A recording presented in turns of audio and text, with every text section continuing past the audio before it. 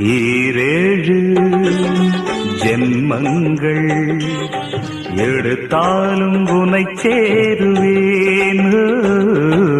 வேறாரும் நெருங்காமல் மனவாசல் தன்னை மூடுவே. உருவானது நல்ல சிவரஞ்சனி, உனக்காகத்தான் இந்த கீதாஞ்சலி. ராகங்களில் ஆராதனை, மோகங்களின் ஆராதனை. உடலும் மனமும் தழுவும் பொழுதில் உருகும் ஒரு ஜீவன்தான் உன் பாடல்தான் ஓயாமல் இசைக்கின்றது.